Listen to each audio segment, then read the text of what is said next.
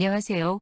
국립종합경로복지관입니다. 이번 시간에는 제2강 대한민국 노인인권의 현주소에 대해서 알아보겠습니다. 우리나라 노인의 행복지수는 전 세계에서 몇 위를 차지할까요?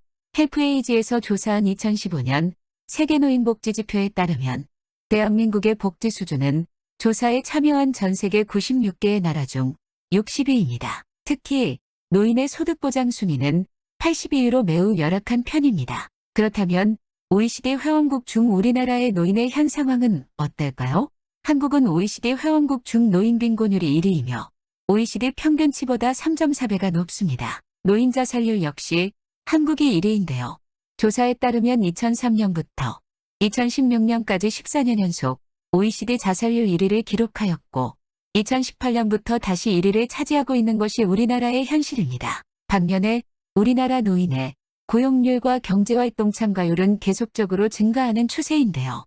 이 또한 단순 노무직과 농림어업 종사자의 비율이 높은 실정이고 그마저도 노인들은 일자리 상실에 대한 우려와 고용상 연령차별에 직면하기 쉽습니다. 이같이 우리 사회의 노인들은 삶의 여러 영역에서 편견이나 차별, 학대, 소외 등 다양한 인권 침해 문제들에 노출되기가 쉽습니다. 그러므로 이어서 연령차별에 따른 빈곤, 질병, 소외, 학대, 혐오를 포함한 노인인권 침해의 문제점을 살펴보도록 하겠습니다. 먼저 한국 노인의 빈곤 문제입니다.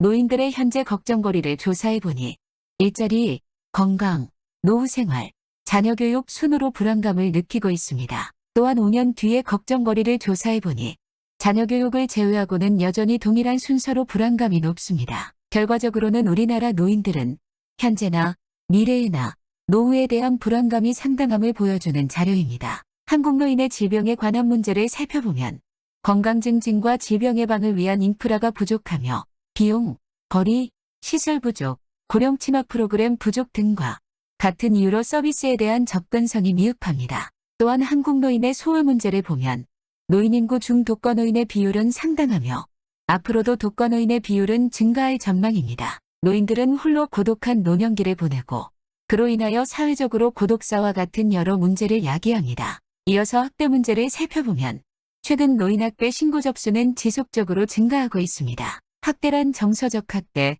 신체적 학대, 방임, 경제적 학대, 성적 학대 등 다양한 유형으로 나타나지만 그중 정서적 학대의 비율이 가장 높고 학대 행위자가 가족으로 나타나는 경우가 많습니다.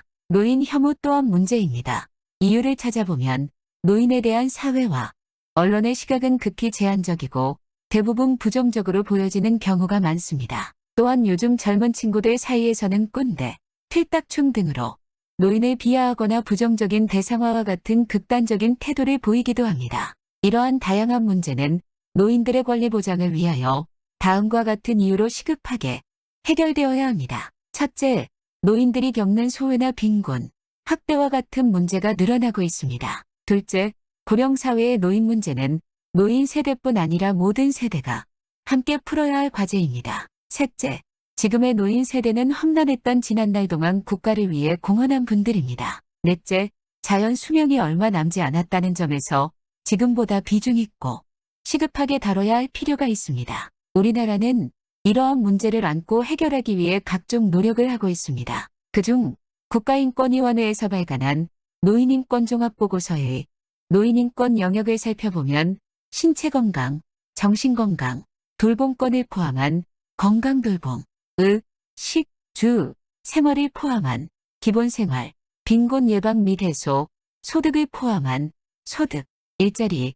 고용기회, 근로환경, 가족 돌봄노동을 포함한 고용노동, 사회활동 참여, 세대교류 및 소통을 포함한 사회참여 통합, 노인학대 예방 및 대응, 생명권, 안전권을 포함한 존엄, 안전 등이 있습니다. 그 밖에 노인인권을 위한 노력은 다음과 같습니다.